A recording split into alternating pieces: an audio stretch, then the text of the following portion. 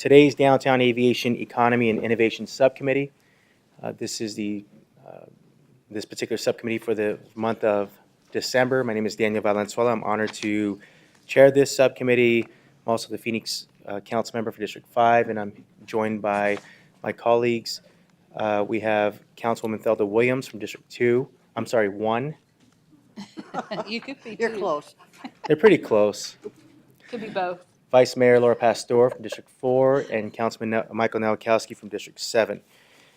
The first item on this agenda is a call to the public. We begin each meeting and we end each meeting with a call to the public. It's more than symbolic, but it gives us a chance to hear directly from the public at the beginning and at the end. And of course, if there is a particular item that someone would like to speak on, they can fill out a card. And so we have a few of those for this meeting as well. So we do have a card at the beginning for a call to the public. Mr. Don Yarborough. Is Mr. Yarborough here? Oh, there he is. Welcome, sir. Oh. Okay. So for the sake of fairness, we want to be sure everyone is heard. Each speaker would be given 2 minutes.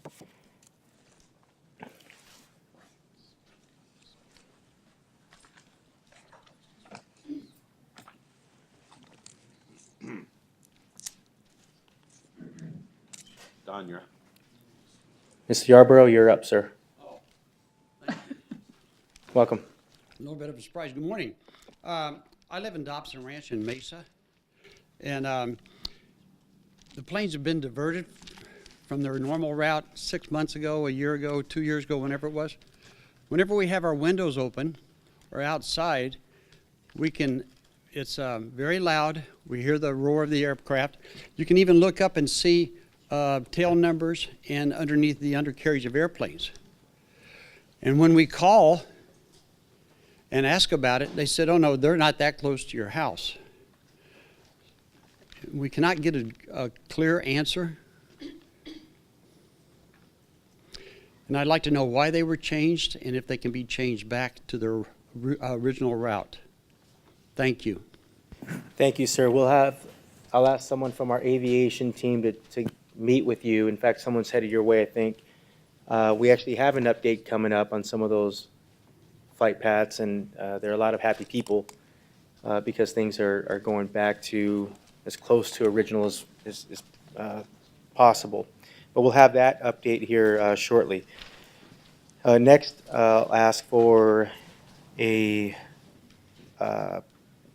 motion to accept the minutes from our last meeting from November 1st. So moved. Second. We have a motion and a second. All in favor, say aye. Aye. Motion passes. We have consent items 2 through 5.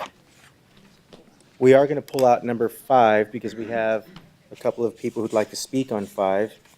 So if it's okay with my colleagues, maybe we can get a motion to accept items 2, 3, and 4. Move approval. Second. We have a motion and a second. All in favor, say aye. Aye. Motion passes. Now for item 5. Authorization to enter into a development agreement for public parking.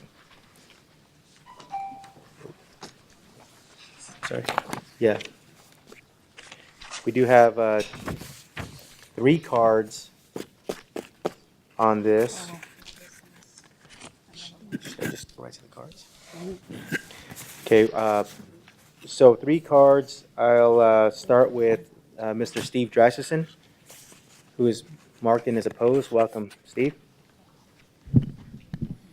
Members of Mr. Chairman and members of the subcommittee, my name is Steve Dreiserson. I am here speaking to this item as Vice Chair of the Downtown Voices Coalition. The reason I marked opposed is we've had no public opportunity, no process, to my knowledge, for this specific item. Downtown Voices was not presented on this item. As you know, parking is a substantial conversation that we've had for quite a long time within our organization. The $500,000 may or may not be a good expenditure for this, and we'd like to understand more in detail. At the top of my head, I would like to see $500,000 spent in other ways, but I think as an organization, we certainly would like the opportunity to have a presentation and then have a full dialogue as opposed to a consent agenda item. Transparency is important, as you know. Thank you. Thank you, sir.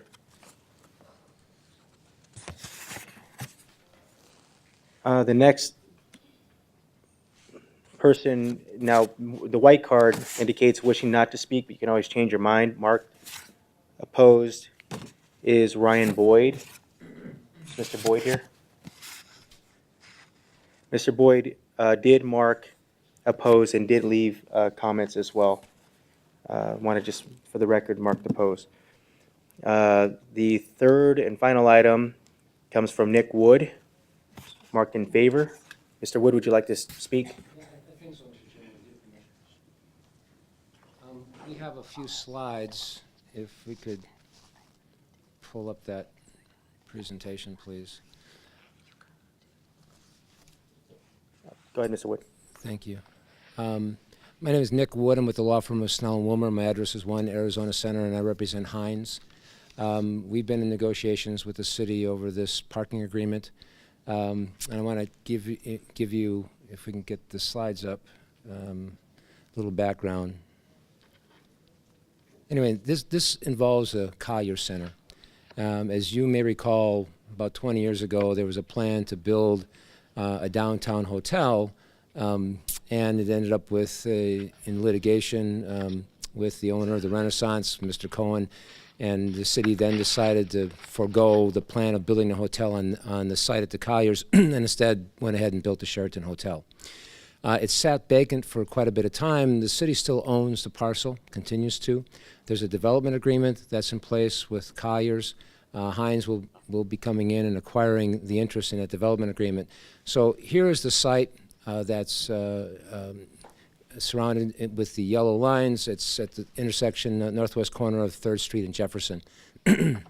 Next slide, please.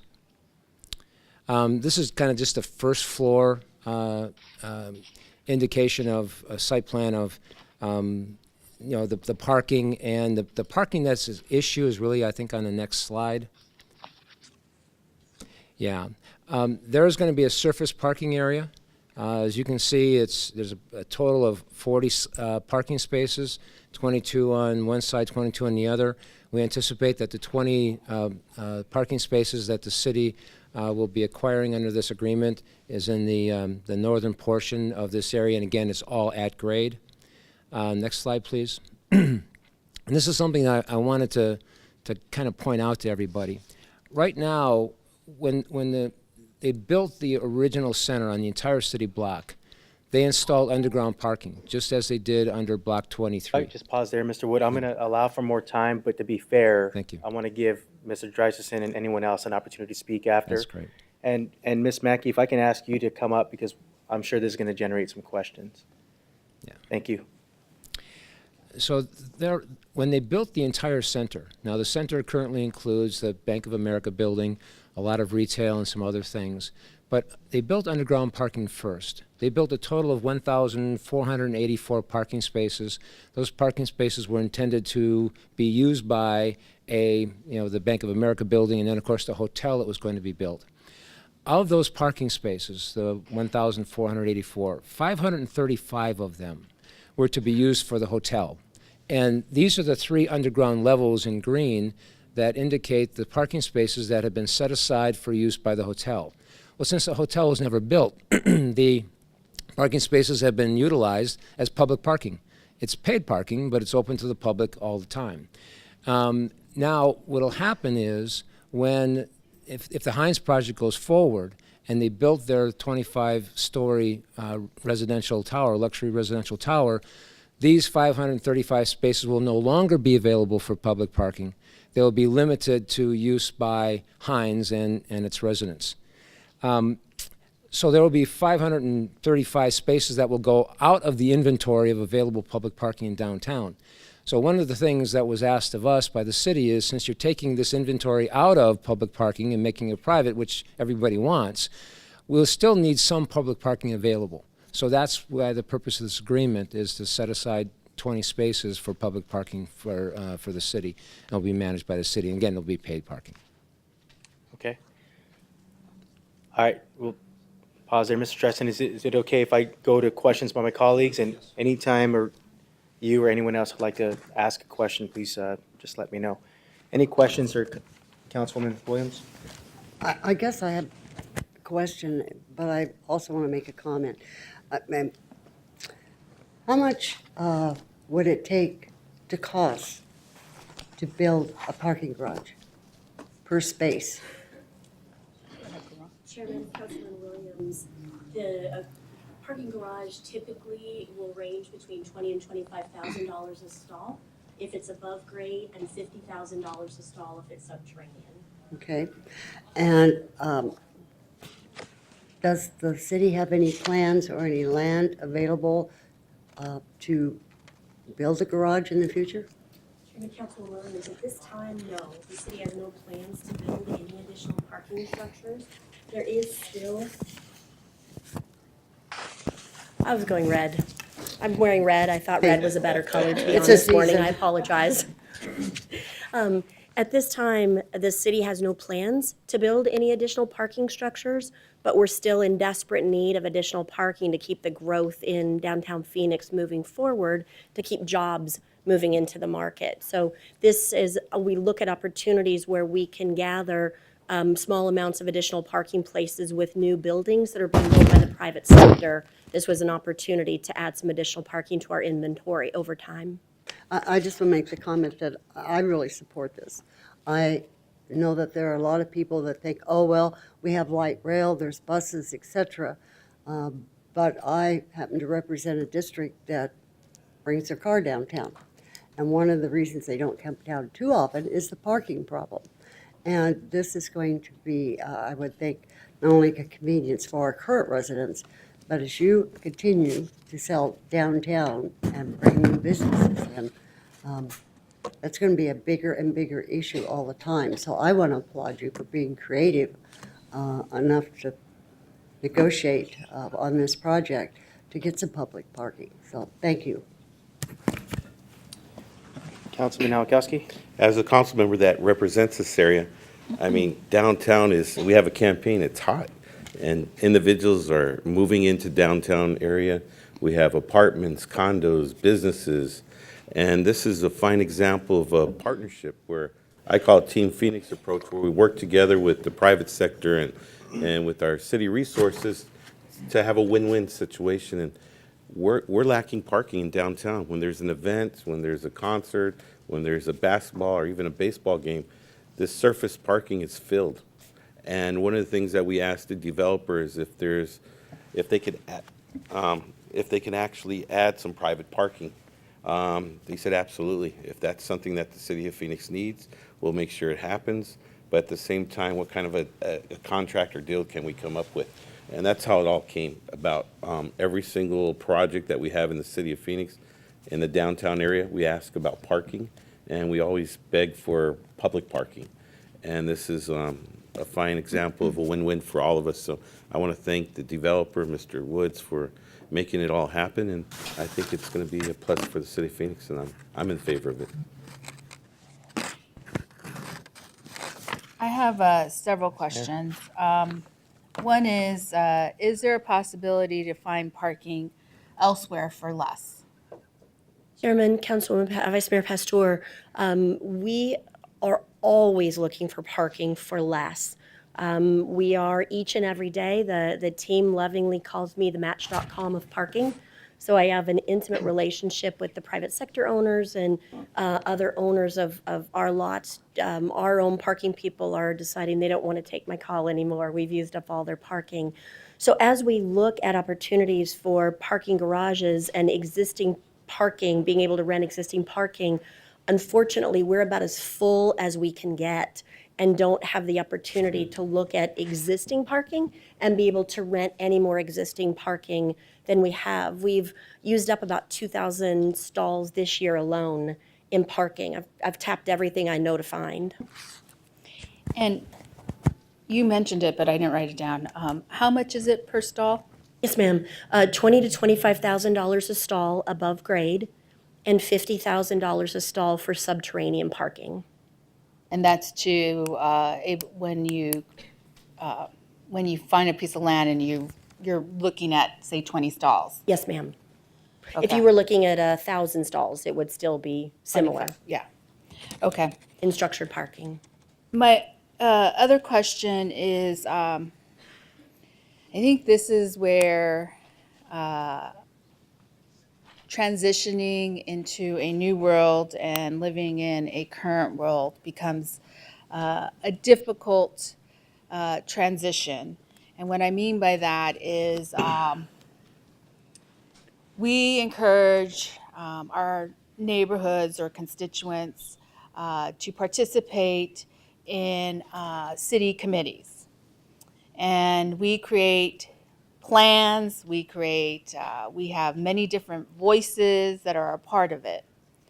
And Downtown Voices and other Roosevelt Row and all the other community groups within downtown, along with everybody that's part of downtown, has a vision. And that vision is to really limit parking, make sure that people are using our transportation system, making sure that we are maximizing and leveraging all the different systems that we have, multimodal systems, and bike lanes and everything. So I think this becomes a unique center because we're transitioning to that point, but yet we're still trying to make sure we're in the transition, still have enough space for those that move by a car. And so this is like, it puts us in a situation where we have to make some major decisions. And so my question to you was there any neighborhood input with these groups that work on these items in downtown to have a voice in understanding the purpose of purchasing these spaces? Chairman, Vice Mayor, typically we would have gone to all of the neighborhood meetings, Downtown Voices, we would have gone to Roosevelt, to Evans, we would have gone to each and every one of those meetings. In this instance, it was a modification to an existing development agreement, and we had, and our professional opinion, it was a small modification to an existing development agreement, and we had used so much of the city parking in the area to attract other large tenants this year with Quicken and with Upgrade and with a number of other tenants. As we had taken Central and Adams is out for RFP now, and there's 34 stalls that are there that will be going away as the RFP starts, is authorized by City Council. Once the recommended proposer comes forward, it was staff's opinion that we could replace those 34 stalls with 20 stalls here, which the people that are already parking on it would simply get replaced with this parking. So we're swapping in a way. Yes, ma'am. We sold Central and Adams with spaces there. We're now looking to cover those that were at Central and Adams to be able to have another space. Yes, ma'am. So that RFP will be coming forward to council when it closes, and that, exactly to your point, that's exactly what it is. All right, thank you. Thank you. I do have one more card that was just handed in. Mr. Brent Kleinman. Thanks for coming out, sir.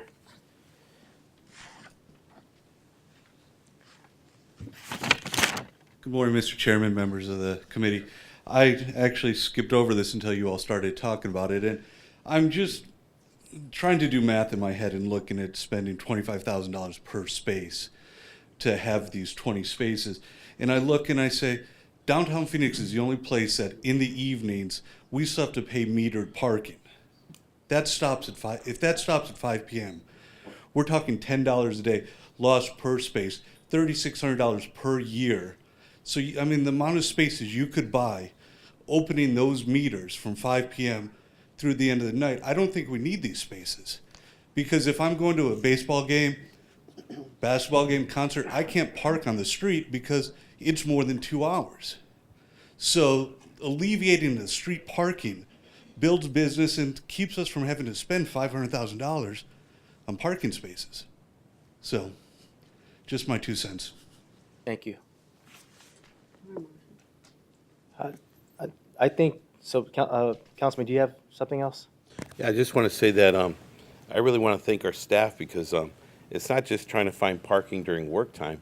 We just opened up the Van Buren, so now we're using our city parking after hours from 6 o'clock until 2 in the morning. So, I mean, our parking spots are being used 24/7 almost. So, I just really want to thank our staff for coming up with creative ways of even trying to work with the other entities that we have out there, government entities, to use some of their parking space. So right now, there's a limited space of parking in downtown Phoenix. So we have an agreement. I agree with the agreement. I was part of that negotiation, and I was part of that ask. And I think that we have a commitment with those individuals that are using those slots now, and we need to continue with that commitment. So I'm not sure if I can make a motion. Yeah, I just want to make a quick comment. I think the vice mayor actually hit on something. We're transitioning. We're a multimodal. We're becoming more and more of a multimodal city. I don't know if we can say we're a multimodal city yet. One day we will be, but that's starting right here in downtown. And there are a lot of people. I know people personally who choose not to own a car and who only ride a bike. And I know people who choose not to have a car and they're only on light rail or buses. And I love that. I love that people have those options. We're a better city because of it.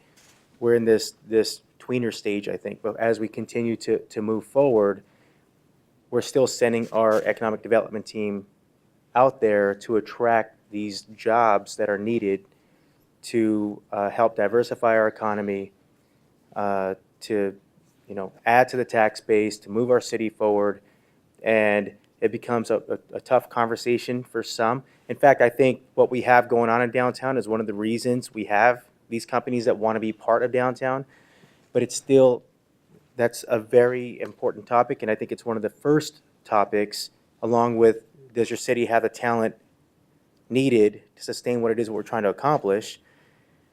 Parking and infrastructure is definitely part of that. So, so it is something that has to be discussed. I think that you did go about it. So I'm talking to Ms. Mackey and city staff. I think you were creative. I think that, we have to be sure that we're meeting with our stakeholders out in the community, whether, it's we know that parking is a hot button issue. I think it'd be worth it to make a few phone calls and have those conversations because we have an active downtown community, and they were here way before any of these businesses were. In fact, they were here before. In fact, it's what brought ASU to downtown Phoenix. Many times we start this story of the transition of downtown, and we start with ASU and light rail. Frankly, ASU is here because of those who never gave up on this community, Roosevelt Row and the Arts District and those kinds of things. And it's important to make sure that we are including people like that in this discussion. At the end of the day, I think this is something that the city has to do to continue to sustain the growth as we move forward. So that said, unless there's any other questions or comments, we can entertain a motion one way or the other. Motion to approve staff's recommendation. Second. We have a motion and a second. All in favor, say aye. Aye. Motion passes. Thank you. Okay, we will move on to item 6, which is just for information, key Phoenix economic indicators, and it's the quarterly report. Who's taking care of that one? You want it? That's just information, okay. All right, so there is no presentation. This is something that I think that we've all been given in our packet. We've asked for updates, or some of us, and unless there's are there any questions from my colleagues? No. Okay, we'll go ahead and move forward. Item 7, taxi cab service contract award request.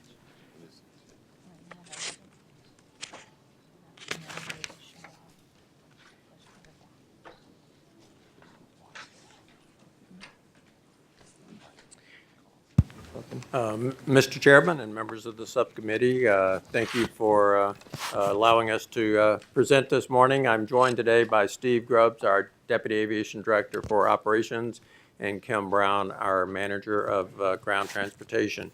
What we have before you today is a recommendation on the award of new taxicab contracts at Sky Harbor International Airport, and as well as a request to extend existing contracts for a short period of time on a month-to-month basis while we conclude negotiations on the final agreement, should the council approve our recommendation. With that, I'll ask Mr. Grubbs to give you a very brief presentation on the agreement.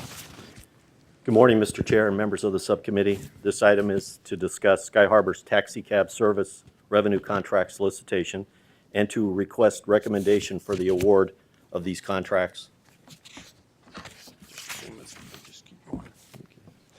For the current taxi providers, the contract was awarded on February 1st of 2010 to one large company, Yellow Cab, and two small companies, Apache Taxi and Mayflower Cab. These contracts will expire on February 1st of next year. Passenger demand for taxi trips at Sky Harbor continue to decline due to the popularity of the rideshare companies. Our high in 2015 with 790,000 trips and approximately 50% of market share versus this year with an estimated 550,000 trips and a 22% market share. This RCS process included significant industry outreach, opportunities for 4 companies total, 2 large and 2 small companies. The contract term is 4 years with a 2-year option.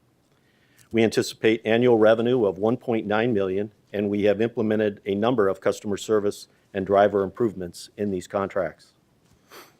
Proposals were evaluated on 5 criteria items: the business and operations plan, qualifications and experience of respondent, qualifications and experience of the general manager, customer service, and the driver or owner-operator plan.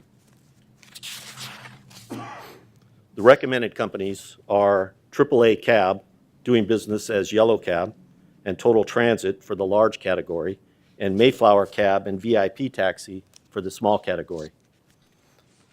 The Aviation Department requests the subcommittee's recommendation to City Council to award and enter into revenue contracts to provide taxi cab services at Sky Harbor Airport with AAA Cab, Total Transit, Mayflower Cab, and VIP Taxi. We also request the subcommittee's recommendation to extend the taxi cab service contracts month to month for 6 months to allow for implementation of the new service contracts. Thank you.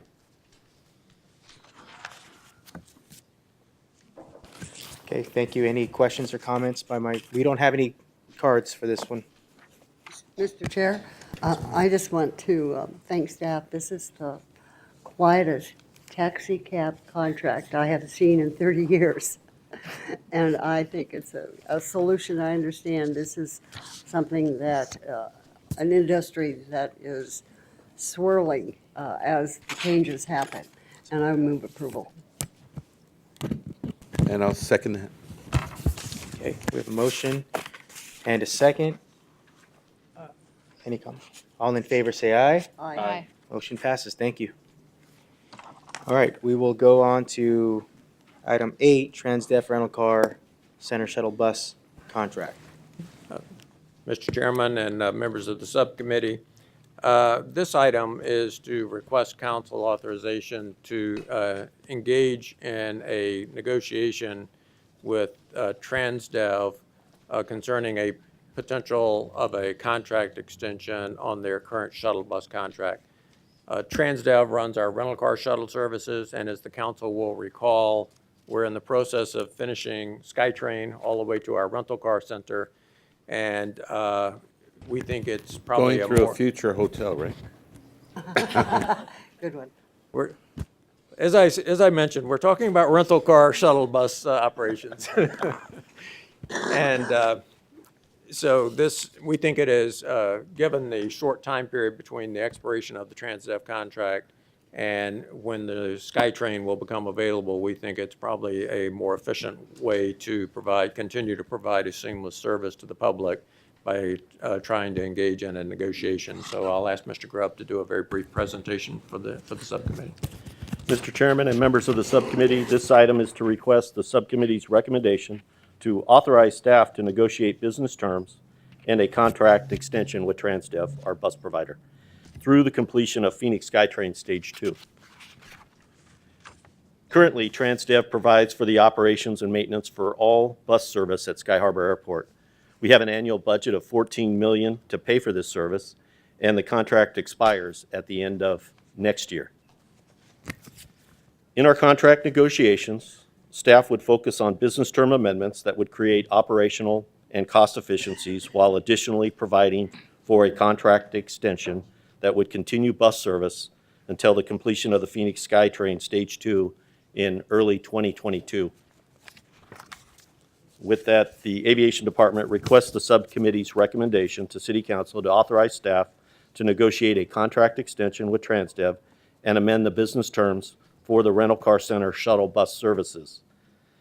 Upon completion of negotiations with Transdev, staff will provide a contract change recommendation for consideration. Thank you.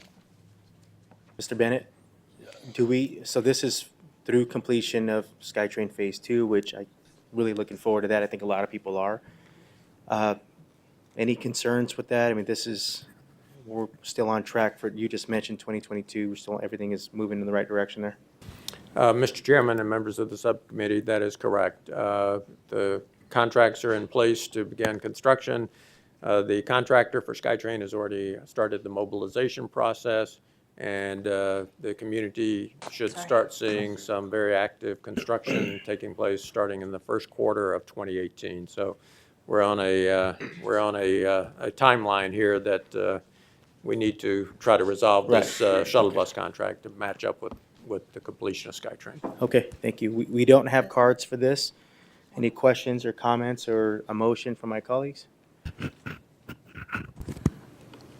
We have a Councilman Nowakowski. So we have until December 2018 until their contract is up, right?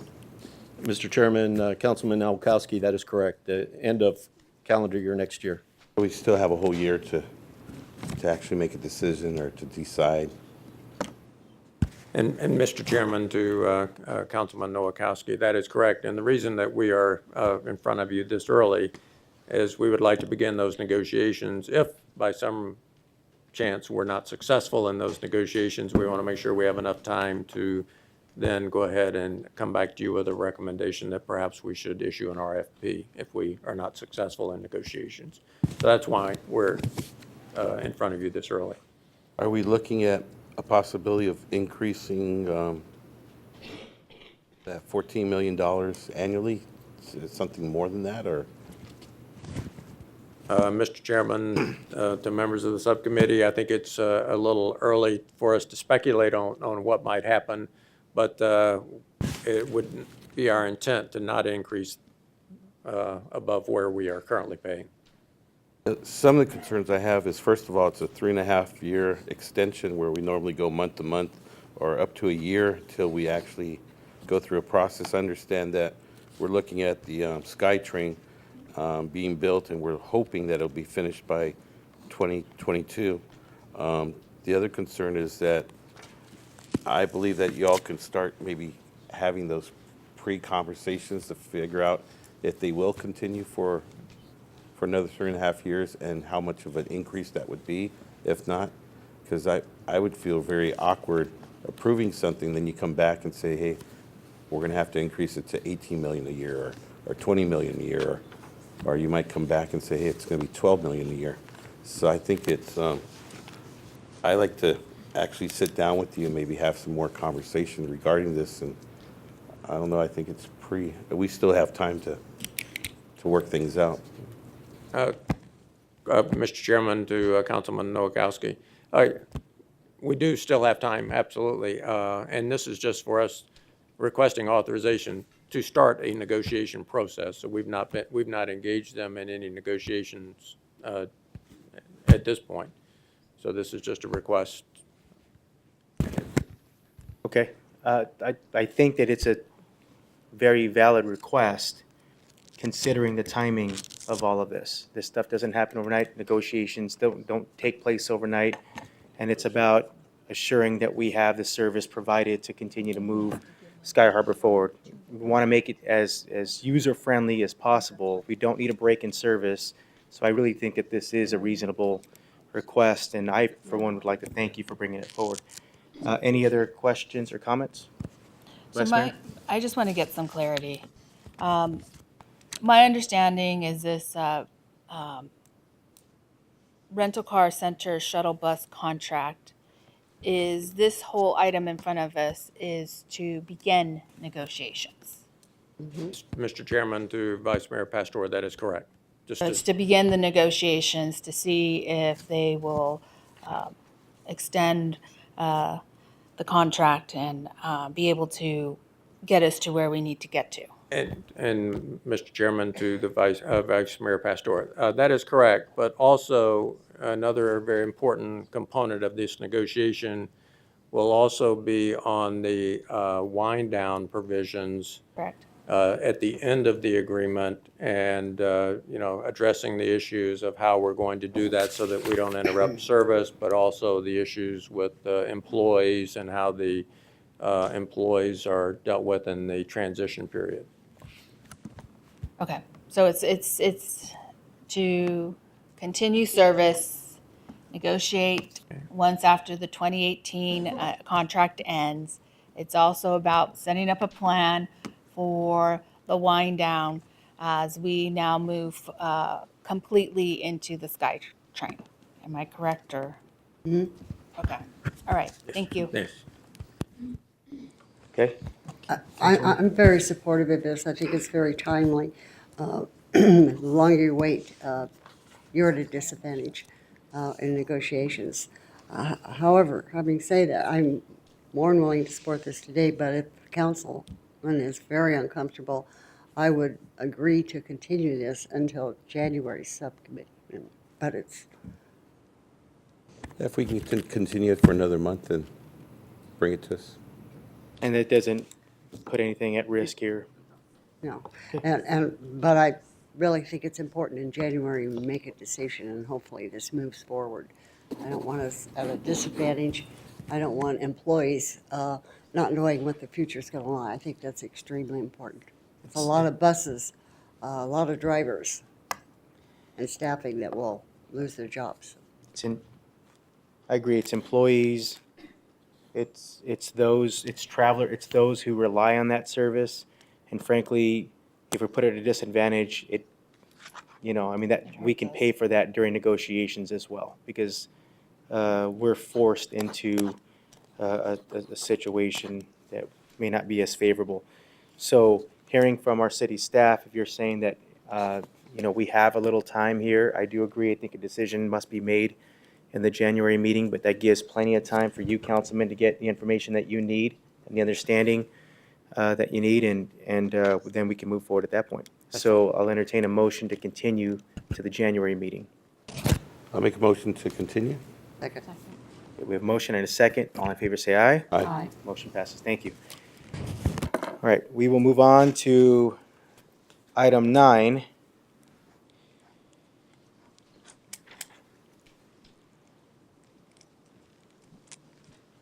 Proposed amendment to the 2012 International Building Code, Section 105.3.1. Mr. Stevenson, if you can introduce our panel. Thank you, Chairman Valenzuela, members of the subcommittee. I'm here this morning with Historic Preservation Officer Michelle Dodds and the Assistant Director for the Planning and Development Department, Sandy Hoffman. Ms. Hoffman oversees the building permit process within the department now as part of a recent promotion. This proposed amendment to the building code is an expansion of the 30-day demolition hold that came forward to the council several months back to address, in this particular case, some instances within the downtown code area where single-family residential and duplex buildings were being threatened and demoed. And with that, I will let Ms. Dodds walk us through the proposed amendment. Chair, members of the subcommittee,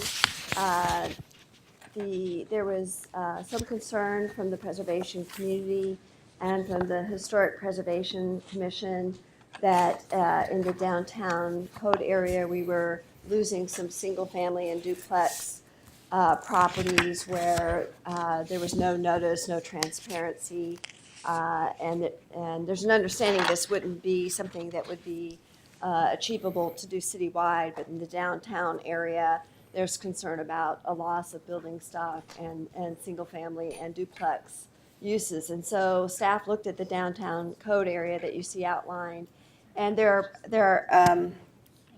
are approximately 92 properties that would be affected by this code amendment, and they're outlined in red on the map that you see. And so, again, the 30-day hold only applies to commercial properties right now, citywide, that are 50 years of age or older and known eligible properties. And this would expand it just in the downtown code area. And these are just, we broke into 3 different areas. You have what is the Fillmore area, which is just north of Van Buren and south of Roosevelt. You have the Evans Churchill area, which has some properties that may look like single family, but they're actually used for commercial uses. They're outlined there as well. And the Central Park area, where a majority of these properties are located. Again, there are 92 properties that would be impacted. There's already a fee in place for the review. It's $300. And it does have support from the Development Advisory Board Administrative Subcommittee and the full Development Advisory Board. And with that, I'm happy to answer any questions you may have. We do have 3 cards, so we'll go to the cards if that's okay. We'll start with Jim McPherson. Marked in favor. Welcome, Jim. Mr. Chair and members of the committee, my name is Jim McPherson. I'm a member of several organizations that deal with preservation or involved in preservation. I'm speaking as a private citizen on this one, as we haven't taken a formal stance, these organizations, on this matter. But we, in concept, this is a wonderful addition to what we have already been doing with historic preservation in Phoenix. The current system with the 30-day hold across the city is working really well. And I just got another notification of one of the of a sample property outside in this area that we look at, and we talk it through, and we talk to the owner, and we work through with the Historic Preservation Commission about what are the possible solutions for over demolition. And we think that by adding back these adding these structures in the downtown core, we can have that dialogue as well. I'm a member of one neighborhood association where many of these buildings are located, and we're looking at, how do we maintain the authenticity of our neighborhood, what's left of our neighborhood, and using this process would be very helpful. And I want to thank staff and the commission and for proposing this and working it through so that we can continue to look at historic preservation as an asset in our community. Thank you. Thank you, sir. Derek Horn, welcome back to City Hall. He looks so much happier now. He's got a facial hair going. Thank you, Chairman Valenzuela, and thank you for remembering, too. Looks very relaxed. Thank you. Good morning, members of the subcommittee. Just for the record, my name is Derek Horn, and I am this year's chairman of the City's Historic Preservation Commission, although I am speaking today as a private citizen. The staff and Mr. McPherson have laid out the issue very, very well, so I won't add to it. I just really want to urge your support of this item. I do believe it will help preserve some of the city's oldest and most historic buildings. And I also want to thank you for your past support of historic preservation initiatives and ask for your support now. Thank you. Thank you, sir. Thank you for your service. And finally, Elisa Lyons. Welcome. Valley Partnership. Yes, thank you. I'm the only one who's spoken that this is the right height for. I'm very excited. We're expecting you. So. I appreciate that. My name is Elisa Lyons. I'm here on behalf of Valley Partnership, representing the commercial development industry here in the Valley. Thank you very much for the opportunity to speak on this. First, I wanted to point out that staff did reach out to us to make sure that we were aware of this. I really thank you for that. It's extremely important that we have that partnership with staff, even when we don't agree with something, that we are at least aware of it, and they are always, specifically in the development and planning department, very open to allowing us to come in and understand issues better. Secondly, I also want to point out how important the Historic Preservation Commission is. The fact is that we do have significant assets throughout downtown and other parts of the city of Phoenix that should be preserved, and because of their hard work, those are being preserved. For this particular proposal, however, I would suggest that this language will not actually preserve any historic homes or duplexes. My understanding from staff is that out of the 92 properties that have been identified, there's very little likelihood that any of them would actually end up being considered historic and ultimately being preserved. And what that means from the development community's perspective is that it's just another 30 days of waiting.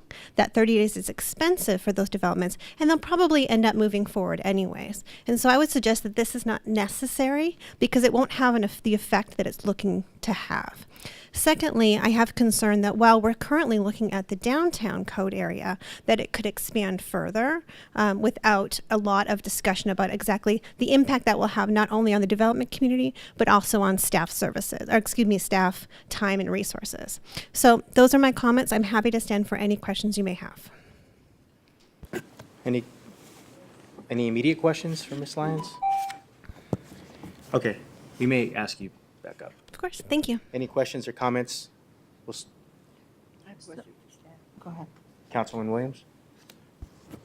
She brought up a good point. Does this, or could this extend citywide? Councilwoman Williams, members of the subcommittee, the Historic Preservation Commission did look initially at also applying it to single-family and duplex when they originally proposed the 30-day hold. And just from a practical standpoint, the commission did not look at single-family and duplex because we don't have a citywide survey. We don't know citywide what is maybe eligible, and we don't have the resources to handle that kind of volume. And so more recently with this amendment, it's just the downtown code area that we're looking at. And we have done a lot of, or others, consultants have done a lot of research in the downtown code area, and we have a pretty good sense of what may be individually eligible out there. There's historic districts that have many properties within them, but then those that are individually eligible, we have a pretty good handle on that in the downtown code area. We had one surprise with the Clinton Campbell House. There were surveys done, and the Clinton Campbell House that is over on 4th Avenue south of Roosevelt was through this review process. It was a surprise to us because the past surveys had missed it. So, there may be a property within the downtown code area that we're not aware might be individually eligible for the register, but we aren't aware of any of those 92 properties that might be individually eligible. What are the boundaries of the downtown code area? Let me pull up the map. It's outlined on this map. So you see it goes just, the boundaries are irregular. It goes just north of McDowell, generally between 7th Avenue and 7th Street, and almost down to Buckeye Road for a portion. But you can see the map outline in the black heavy line area. It is in an irregular shape. Okay, thank you. Any other questions, comments? May I Vice Mayor? ask, you said it went from 7th to 7th Street. And then I noticed it goes down, it's kind of like the maps, our district maps. It goes down, a piece goes down to Buckeye. Why didn't it take Grant Park, knowing that Grant Park is one of the historic Hispanic barrios in that area and have bungalow homes or duplex homes and single family. Vice Mayor, members of the subcommittee, it's my understanding that when they went, that Grant Park neighborhood was part of the Downtown Urban Code project, but when it came time to map the actual boundaries or the zoning districts of the downtown code, that there were a number of representatives from that neighborhood that did not want to be part of the downtown code. And it's my understanding they were afraid the downtown code, with its additional entitlements, might incentivize the redevelopment of their neighborhood. So, okay, so knowing that they didn't want to be part of the downtown code in the sense of knowing that it may perk somebody to go into that area and do redevelopment. Is there a possibility, though, that it could be part of the International Building Code? Vice Because I Mayor, know members there's of the homes in there that are. subcommittee, yeah, there's about 120 homes that are in the Grant Park neighborhood, and you could certainly have an amendment to this, to the building code to include an area like that. This is not part of the current proposal, but we could certainly look at that option. So what would that process be? We could come back with another code amendment that would focus just on the Grant Park neighborhood. We wouldn't have to amend the downtown code zoning district, but amend the building code to include this area in addition to the existing downtown code area. So do I need to make a motion?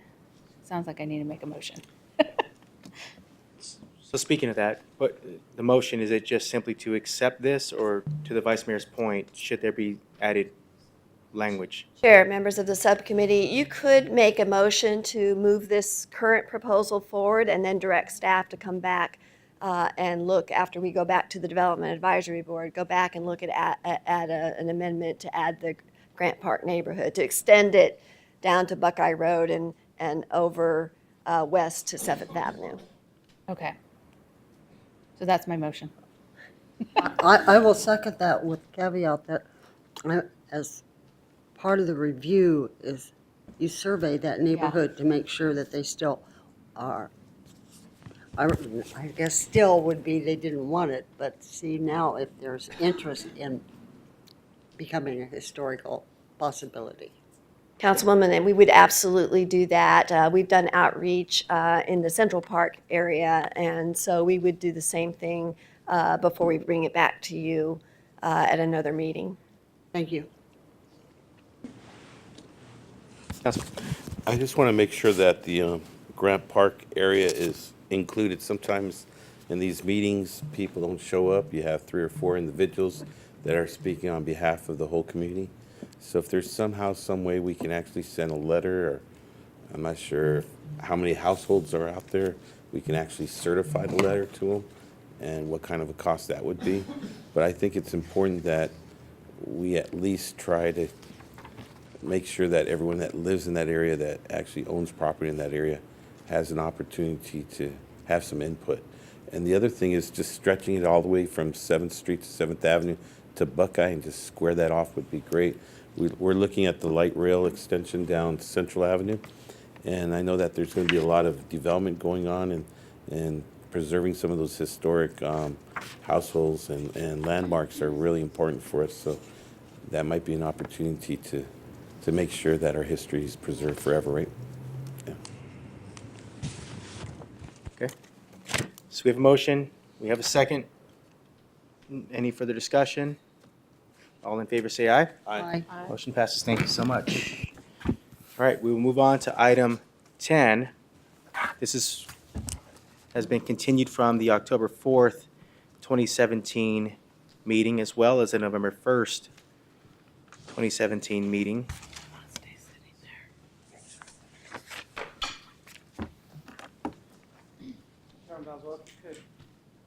Indulge me 1 second.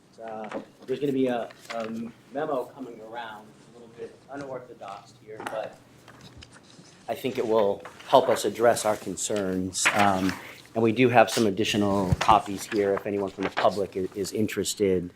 I will explain the memo that you're getting there.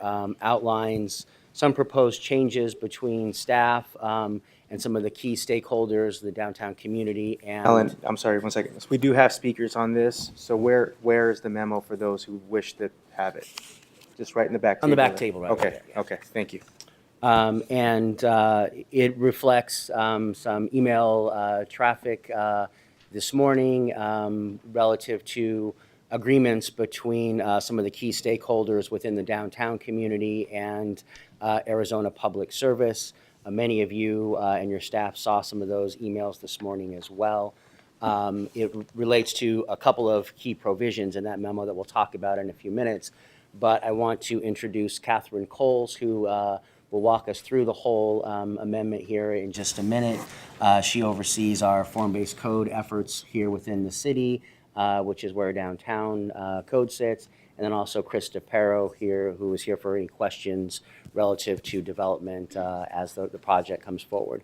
This started out as a cleanup text amendment to address issues with the downtown code that has been in effect for a number of years. We've seen a number of great projects that have come in. The underlying basis for the downtown code is really that you are looking at trying to create a walkable, pedestrian-friendly environment that gets people to use multiple transportation modes and make those walks interesting. So there's a real high focus on kind of that first 20 feet and what happens in there, creating shade, creating vibrancy related to those so that we can get people to walk, which is what every other large downtown does. And look at the top 10 throughout the country. It really is a focus on you got to get people out of their cars because of the density of people you have in jobs in those areas. You got to entice people to walk in order to really get around once you're in these areas. And so the downtown code is unique in that fashion. And because it's our unique first form-based code, we've had a lot of development. We have these text amendments to come back in and address some of the issues that come up as development happens within them. And so Catherine will walk us through the changes as outlined with this proposed amendment. Thank you, Mr. Stevenson, Chairman Valenzuela, members of the subcommittee. The focus of this amendment is pretty narrow.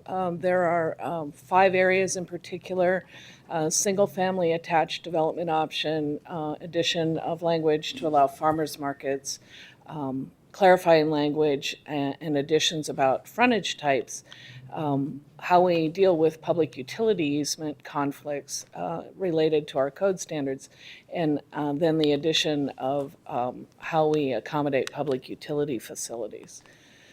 So in our land use table, where the uses are defined, this is different than the rest of the ordinance. If the use isn't listed in the table in the downtown code, then it's not allowed. So if you want to do something, you have to add it into the list. So we've added that single-family attached developments are allowed. It's something we added into the rest of the ordinance within the infill district and a little expanded area, but it didn't exist in the downtown code. The development that you see there on the bottom, developed up on 3rd Avenue, had to be facilitated through a number of variances because the code option didn't exist. So that language has been incorporated. Additionally, farmers markets, we've added language to that in the rest of the ordinance, and we've pulled it over into the downtown code with conditions on how that could occur. And public utility facilities, Alan will talk about that towards the end. There are also conditions with the use table. You can do this if you have operational hours that do this, if your square footage is limited to that. There were 8 conditions in there that just weren't applicable. We kept trying to find what they tied to, and it just must have been something that was a remnant from a previous code update. So we removed those because they weren't applicable. In terms of frontage types, the downtown code defined frontage types, and then we adopted our walkable urban code 5 years later, and it also defines frontage types. And they weren't all exactly the same. They didn't have the same standards. And that's silly having people do one thing in the downtown and one thing in the other areas. So we're making those consistent. And that meant we added some frontages, common entry, forecourt porch, and the ability to do an alternative frontage type, which exists in the walkable urban code, but did not exist in the downtown code. So that's a really good addition. There's a side yard frontage listed in the downtown code. Side yard is not a frontage. We're taking that out. We've also added flexible language for how we deal with conflicts in our right-of-way. This is Union and Roosevelt at First Avenue and Roosevelt, and that's a conflict nightmare. You've got the 69 kV lines going up Roosevelt. You have the lines for the catenary for the light rail, water lines, things that got moved when the light rail was installed. And so meeting all the standards of the code in terms of setbacks and landscape were very difficult for this property without being forced into a variance situation. So there's language in here that allows staff to have some 20% leeway on making some adjustments when these kind of conflicts present themselves through the development process, thereby not having to go to a public hearing to adjust that. We've also added language for how to address clearances for water and sewer lines in case there are projections into the right-of-way that still allow equipment to get in there and get to the water lines. And finally, there's a clarification about standards for parking and loading. The downtown code is very much set up to discourage having driveways go out onto streets because that interferes with the pedestrian realm. And we really encourage access from alleys and from side streets. And in the case where alleys or side streets don't exist, well, no, in cases where they do exist, but an applicant does want to have a driveway on a pedestrian street, they have to go to the Design Review Committee and lay out what they're doing with their development that is still meeting the intent of the code for having a walkable environment. And so what this does is add language to the table that clarifies that and points to the section that regulates that in terms of going to the Design Review Committee. No new standards, just a clarification of the language. Chairman Valenzuela and members of the subcommittee, as part of this text amendment, there was significant outreach. It did go to the Central City Village Planning Committee a couple times and was discussed amongst downtown groups with Arizona Public Service, who was one of the stakeholders principally around this infrastructure uses in buildings provision. And so the memo that was just handed out is language that is seeking to be modified, to modify the underlying text amendment language that would change a few provisions, and in doing so, staff is hoping you'll approve it per that memo. With the memo that I'll walk us through here in just a second, all the stakeholders are in agreement on the 28B1 language. There still needs to be some additional work on the 28B2 language in the memo. Staff would ask that the subcommittee provide direction to continue that work between now and the full council vote with all the stakeholders to address some of those issues.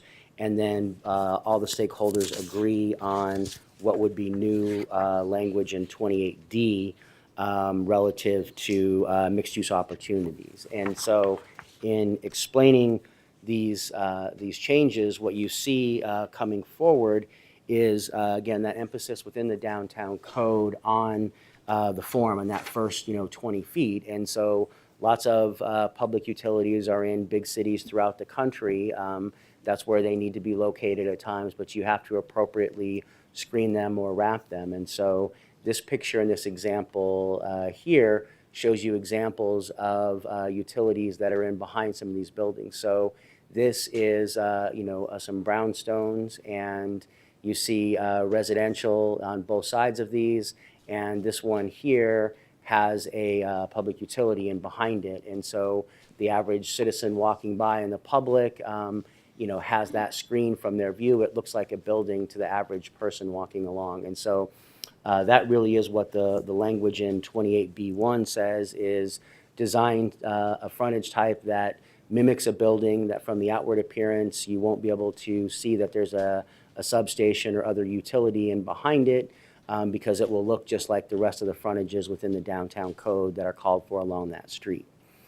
The other option here that is spelled out is 28B2, and that's the one that allows for creative use that would surround a public utility. And so that would be, instead of a faux building frontage like this that you see here in these examples, would be some creative use of that space for kind of a micro park. It may be some pop-up retail activities. There's lots of options that could be used, artwork installations, things that could be done that would create some of that vibrancy at that ground level, which again is getting back to what you want to see with the downtown code, and trying to make it so that people will want to walk and will have that easy part of walking. The third provision here, which talks about placing it in a mixed-use development, really seeks to put it as part of a larger development. So rather than being a smaller standalone parcel, it could be integrated in as part of a larger project and buried inside of that larger project. So, for example, currently the ASU is undergoing plans to develop the biomed campus, as you all know. And one of the ideas for a potential substation in the future would be for APS to work with ASU to wrap it inside of that development, so the public wouldn't see any of that really. It would be buried inside of that development. And that's what that third language does under 28B. It says, make a priority of that, go out, explore those options, APS or any other utility that would use these provisions. But then you have to provide the city some written summary of, this is the outreach that we did, this is what happened, there aren't any mixed-use projects that line up, or there are, here's the ones, but we weren't able to work something out. That way, APS and the downtown community and the city understand what's happening related to that provision, so that we can ensure that it's met. With that, staff does recommend approval per the staff memo, that came out today on this item, and we're happy to answer any questions. Thank you, Ellen. We do have a few cards, so let's just go to the cards first before I open it up to my colleagues. We'll start with Mr. Sean Sweat. Welcome, Sean.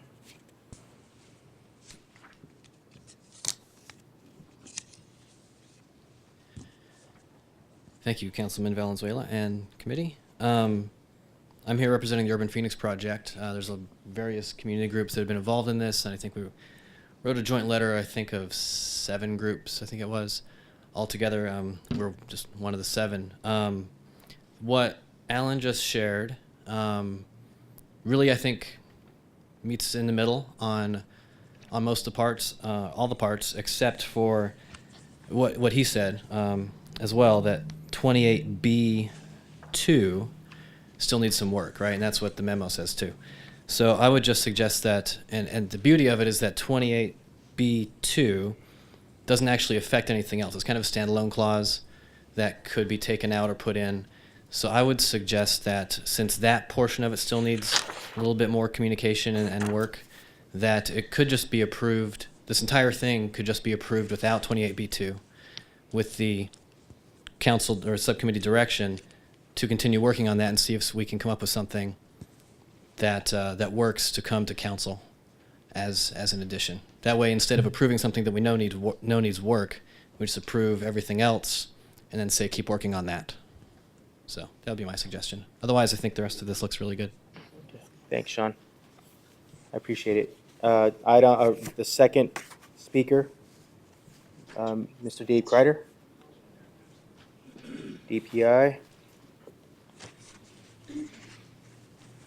Thank you, Mr. Chairman and members of the subcommittee. So through the policy decisions that the council has made and the hard day-to-day work that community and economic development is doing every day, we're repopulating the center part of the city. We're bringing new employers into downtown, and that's generating development that exceeds the expectations that we've had. And it's meeting the aspirations that we've had for a long time. That development does not work without electrical power. And, you can take the 69 kV power that's coming into downtown and you can use it, but you'd be calling the fire department every 10 minutes. So stepping it down with a new substation development, I think, is obviously critical and is important to downtown. Not having utility facilities in the code when it was done was an omission, and probably some of it is on me. I probably signed the RCA that sent the code forward to the council. So I think the effort that you're taking today to correct that omission, to allow for these types of facilities, is critical, and it really needs to happen. So I would encourage you to advance the item today and to allow us to continue to work with the community interests and APS on that. I will tell you that APS, just like the community groups, has been very engaged, has done a lot of outreach, is very well connected to many of the community groups for a long time downtown, and I'm certain that they can work through this process and give us something that we can work with in the future. Thank you. Thank you, Mr. Kreider. Next, Kendra Lee.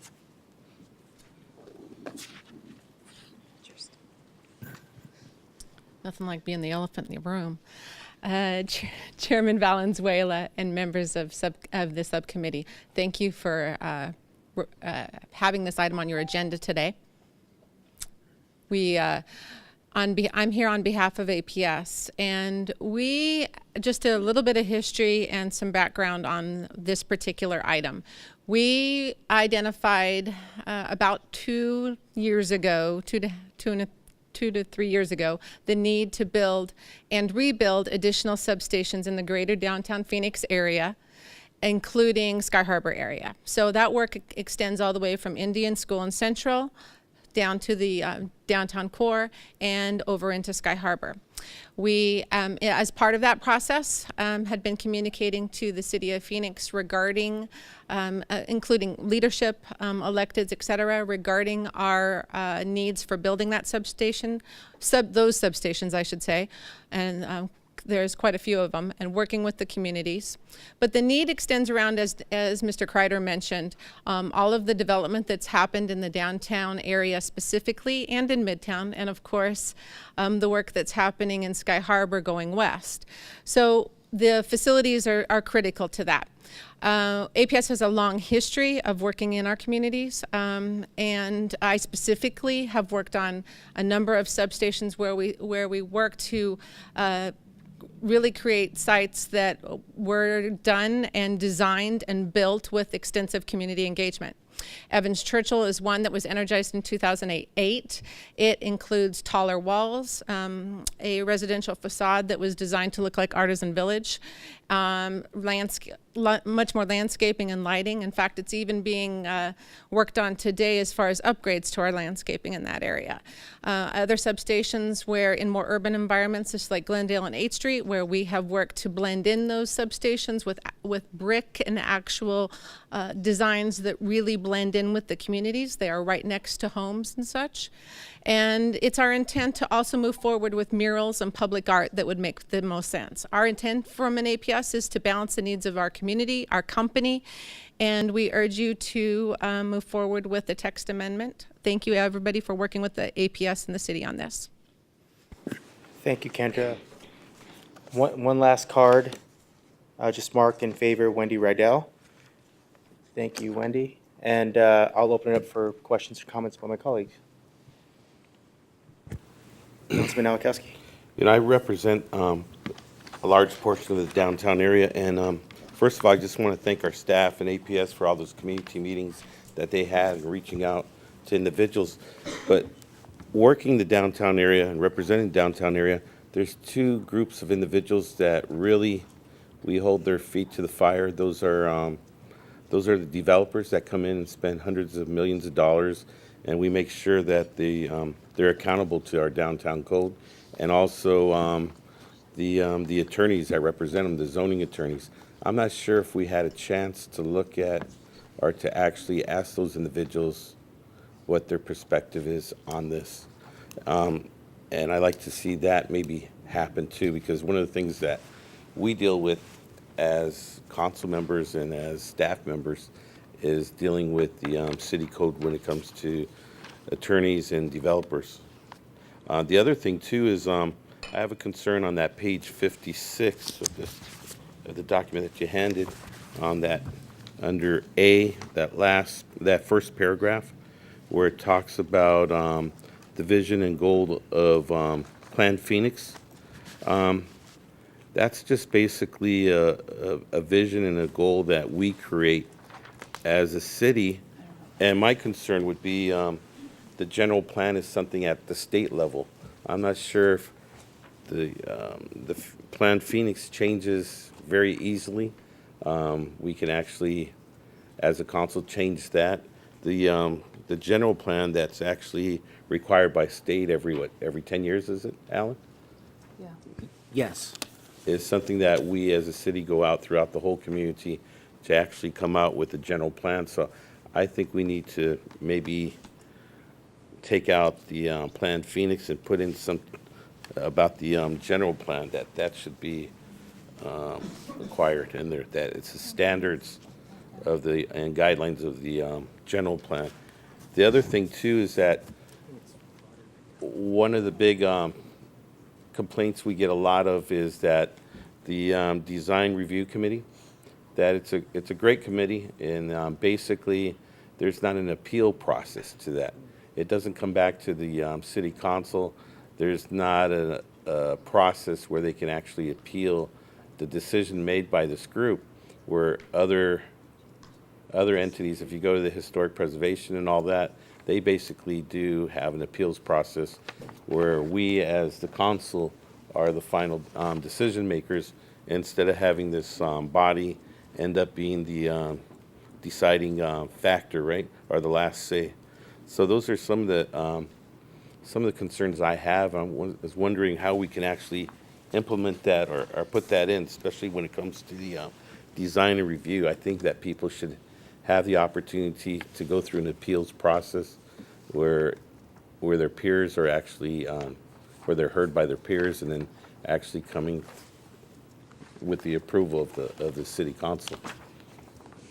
So is there a way to do that, Alan? So Chairman Valenzuela, Councilman Nowakowski, we can make the change from Plan Phoenix to general plan. The Plan Phoenix was just the brand of the general plan, but we can clarify that it is the general plan for the city of Phoenix, because that is how it's referenced in other documents as well. And then on the other part, we could not address that as part of this proposed text amendment language, but we do have another text amendment that will be coming fairly shortly regarding some other issues in the downtown code. This one, laughingly, was supposed to be the easier items coming forward, and so we're moving this one forward, but it became problematic with some of the public utility language. So there's another text amendment coming where we could explore something along those lines and work with the downtown stakeholders and property owners and others to look at the design review committee process and some type of appeal or something to expand that process a little bit. Alrighty, thank you. Councilwoman Williams? Thank you. Actually, I think you've come up with a good compromise. I know that this has had much discussion and been challenged. I just have a question on it, on 28-2. And it says, you pick 3, and then following that is in Roman and numerals, is about the pits. Mm-hmm. And you know how I am. Yes. It says, is that one of your choices for 3? Because it's never been my intent. If they're going to allow pets in these buildings, then they have to have a facility, and it's not clear. So Chairman Valenzuela, Councilwoman Williams, the intent of that language is that would be one of the options that someone could choose if they were doing this more micro park. You could have one that would have a dog walk and have those facilities for off-leash and, water sources and that. It could be that you would choose not to have that kind of component, and it would be more a public art component or other elements of that list. So I'm still not clear. Is that one of your three choices? Or does that mean if you pick a park, you have to do that? Because this doesn't say that. No, so it would be if you pick a park, if your creative option is the micro park, you then get a list of options underneath that you could propose and have public discussion and the DRC would approve. One of those options in the micro park would be the facilities for pets. But it wouldn't be a requirement that it had to be a facility for pets. Okay. It's one of the options, right? Correct, one of the options, yes. Okay. Because green space is very precious downtown. Yeah. And I see a lot of dog walkers, and our memorial green grass out here is very popular. And I just think people love their pets, and if they're going to have a facility and somehow connected to pets, it has to be done. You've got to provide accommodations for those pets and the pet owners. So I'm just really concerned that that's not totally clear. But I'm willing to move your recommendation forward. I have a, Oh, sorry. Vice Mayor? I have a another- motion. I have another concern just Okay. before. I just want to make sure that the biggest complaints I get as a representative of this downtown area is when developers and their planning attorneys have come in and they talk about the different codes and why this, why that. Have they been able to review the changes and the code itself? And have you all had input from those individuals? I mean, those are the ones that are really going to be affected by these new codes. So did we have a chance to meet with any of them or actually send a copy of the revised information? So, Councilman Nowakowski, members of the committee, as stated at the commencement of this, the items in here are cleanup items, with the exception of the addition of public utilities as a use in the downtown and the engagement that's been done with APS and downtown community groups on that, I think, addresses that question. The addition of single-family attached, that's already in the rest of the ordinance. It's just clarifying it. The frontage types are already in the walkable urban code, and the development community has asked for us to make that consistent, so that's a response to them. So I don't think that we've missed any boat on that, and that right now, really the crux of this one is the addition of the utility use. I just want to make sure because there's three groups of individuals that approach us. It's the community, it's developers, and it's their planning and zoning attorneys. I just want to make sure before it goes to the full council that they have a chance to review that. It sounds like the community has vented it, and that's one of the things that are always left out, but it seems now that the community has input. I just want to make sure that those other two groups of individuals have that input before we go to a full vote of a council. So I'll be in favor of the recommendation that the vice mayor is going to be putting on, but I just want to make sure that when it comes to the full council, that they had a chance to vet it. Chairman Valenzuela, Councilman Nowakowski, we'll do some additional outreach with the zoning attorneys and others. What Catherine's really getting at is the bulk of these changes come from the development community, the users of the code. Like, for example, Matt Siemens' project on Roosevelt that you saw, and it was the practical application of the code that created those development challenges that we're seeking to address. So it isn't anything that we think anyone will have any concerns with, because it's addressing problems that really were stopping people from developing because these issues. So it's seeking to address all of those kinds of things, except for this public utility component. Thank you. So I have a motion. And the motion is to approve Z-2A-10-13 per memo from Alan Stevenson with the following changes. Add language to require notification and a meeting with registered neighborhood association to discuss creative uses that would surround the public utility pursuant to 28.B.2 language. In addition, to add would like two categories created in 28.B.2 language that would require an applicant to meet one of the requirements and two of the other easier requirements. I marked up this paper, so I'm trying to put it all together.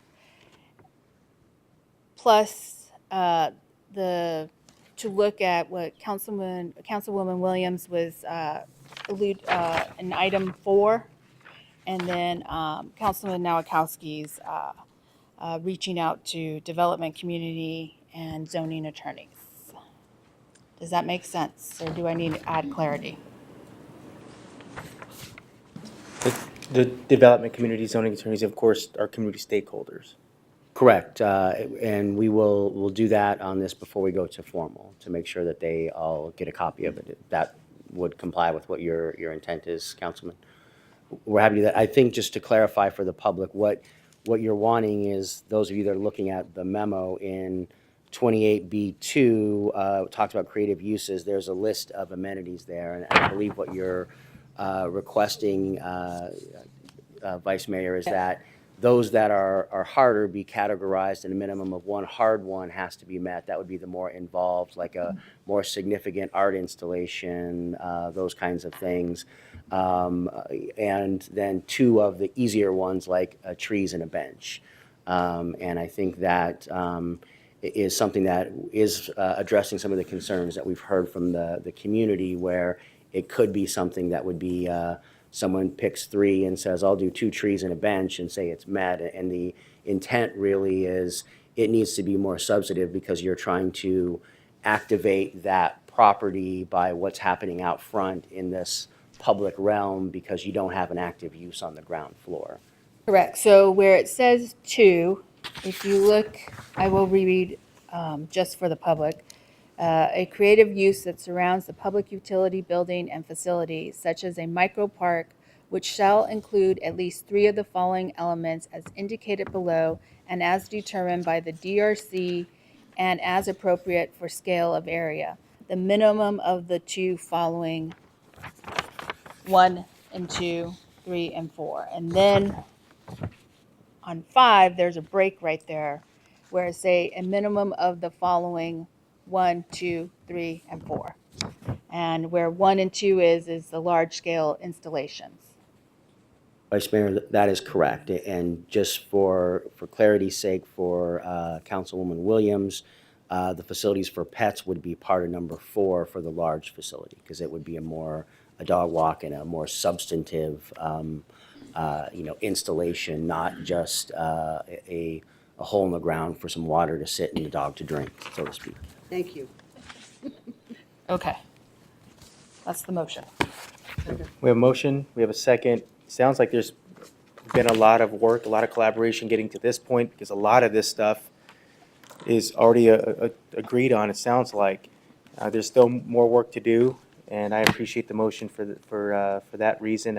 Everyone that we've heard from talked a little bit about making some progress. This will eventually get to the full council.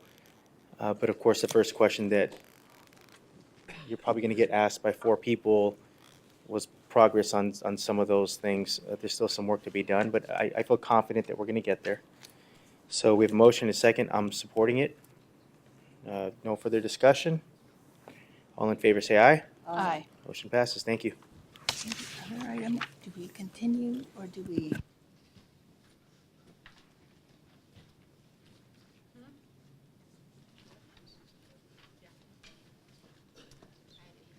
This parking Item 11. Is it you, Mr. Bennett? Come on up.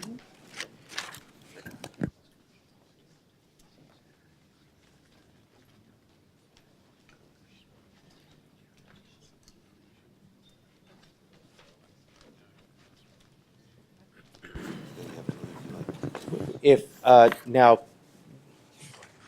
the vice mayor has to get to a different meeting. I know this item has been continued once or twice before. She has some questions that, have to be answered. Where are we with that? If we were to continue it versus getting her the answers that she needs, and of course, it's something that the vice mayor is okay with. She's obviously a policymaker, and I want to honor what she wants to do as well. But, Mr. Bennett, you have any thoughts? Mr. Chairman, to Vice Mayor Pastor and members of the committee, our concern is that this is a long process that we're trying to initiate here, and we would like to make sure that we have parking available to the Phoenix residents on the west side of the airport when SkyTrain becomes operational. And we have a long process ahead of us. And today's action was just to discuss the concept, and then we were to come back to you in next month with some recommendations. Okay. So I will ask for this item to be continued to next month. Well, this item is going to be it's going to be here next month, correct? Or is it coming back next month, or where's it? Mr. Chairman, members of the subcommittee, today was to discuss the item and seek direction to come back in January with options for parking on the west side of the airport. So, Mr. Chair, I'm very supportive of west side parking. I come from the west side. I never go to the east parking or whatever, and I think it's important that we have this conversation, we do consideration, and I mean, I want to move it to January, but knowing that you bring us recommendations on how this can be accomplished most efficiently, effectively, and serve the community and the airport. So it kind of bypasses having a second long discussion. We'll include it in the January report. So, and speaking with the vice mayor, she's passionate about this one. She has some questions. Unfortunately, she does have to leave, and I think that's understandable. She has another meeting. In just a quick conversation, she has some questions that she wants to ask. She's going to ask you for a briefing. It sounds like we're okay with, if it's the will of the rest of this panel here, to move it forward. But there's always that likelihood of having it continued next month when it comes back for action based on information. And of course, everyone has that opportunity to do that, to make that motion. But it sounds like she's going to ask for a briefing, and that might be her motion next month. So, Mr. Chairman and members of the subcommittee, to Councilwoman Williams' suggestion, she's suggesting we bring it forward next month with the option, so we wouldn't technically be continuing the item.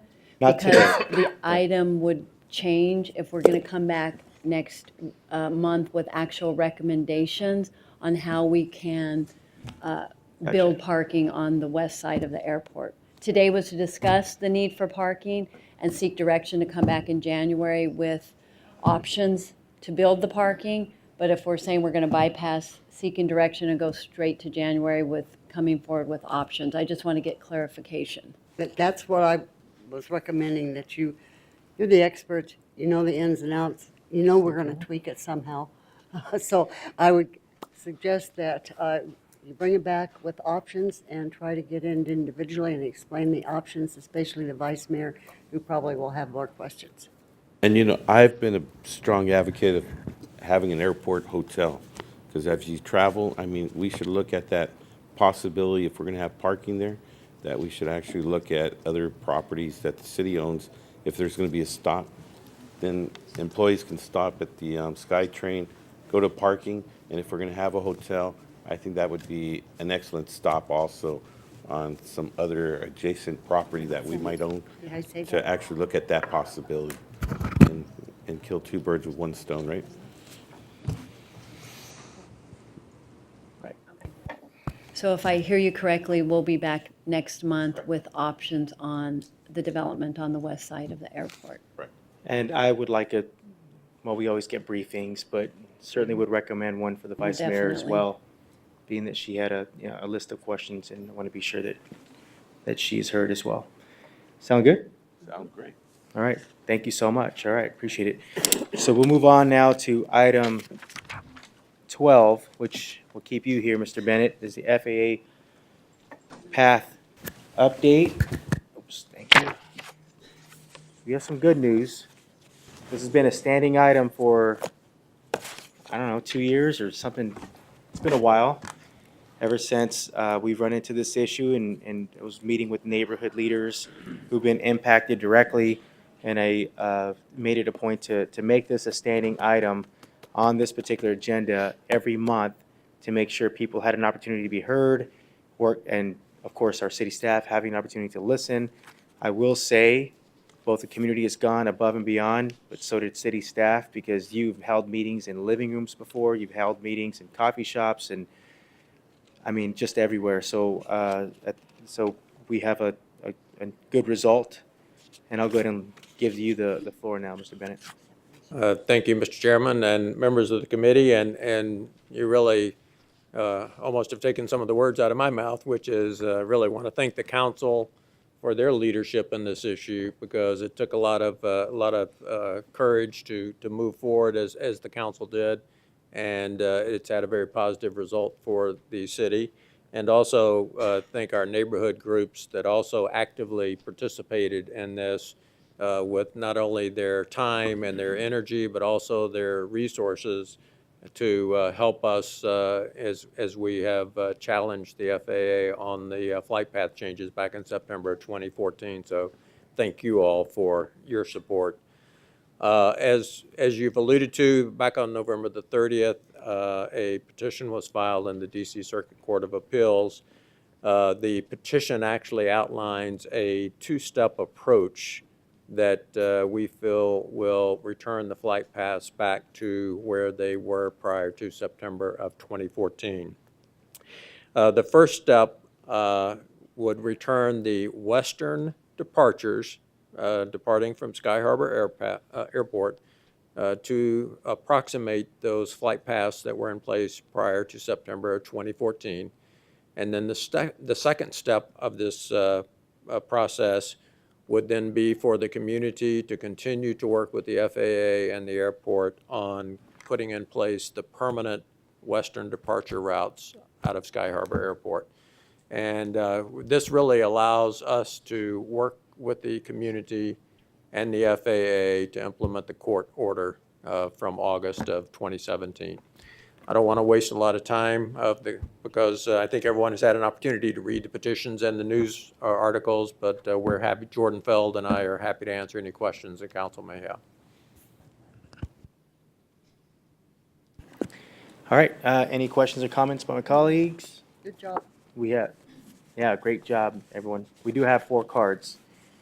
Mr. Brent Kleinman?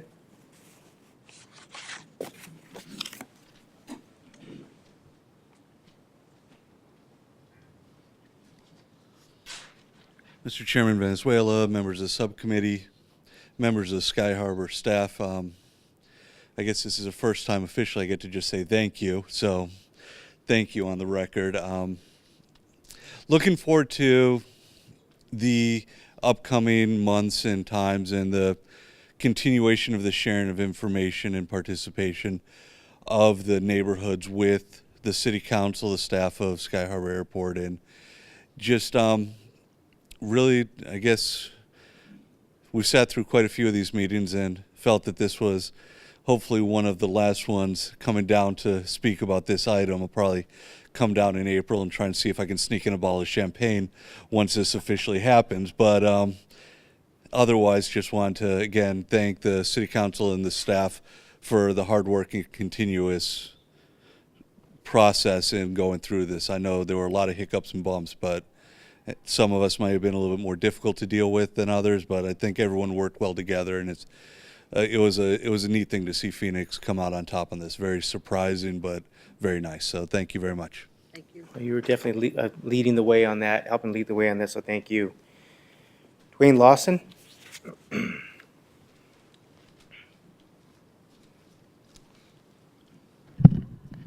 I'd like to thank the City Council for the opportunity to speak on this issue. I, for the last 17 years, have lived in the Dobson Ranch community, which is Alma School Road and the 60 freeway. The 17 years that I've lived there, the area was extremely quiet with very few overflights, but that changed in September of 2014.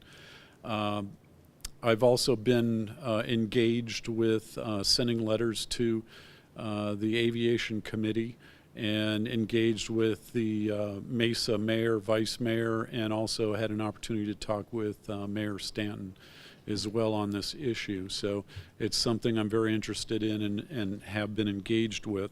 I want to commend the city also on its response, the online tools that it's provided to communicate and engage members that are interested in this issue. I am concerned, I want to congratulate you on the agreement that you guys secured with the FAA. I know that took a lot of work and it certainly took some time to get there. Now we're 3 years down the road, and I am concerned a couple of things, mainly how long the process of public input, planning, and implementation is going to take from this point. And, I guess the flight pass are going to be returned to what they were historically prior to September 2014. So that's extremely encouraging. And possibly, there might even be some improvements, I don't know. But, I just want to make sure that there's an opportunity to continue to be engaged directly. I have a background in science, data analytics, and communications. I would love to be more directly involved in the process. If there's anything that I can do to help with the process to make sure that solutions are effective and agreeable to everyone, I definitely would like to help you do that.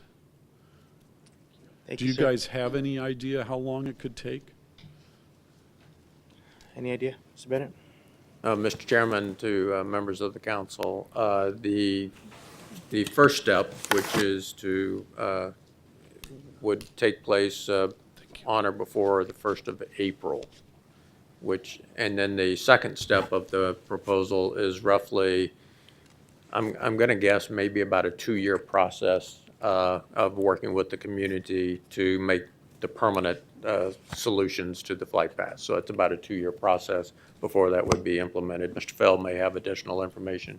Thank you, Mr. Bennett. Mr. Chairman, members of the committee. That was exactly right. I would only add that the public meetings upcoming in February is to receive public comments on any flight path issues, whether it's the immediate area, the west departures, or areas in Dobson Ranch or other parts of our region. So all members of the public are very encouraged to participate in these meetings coming up in February.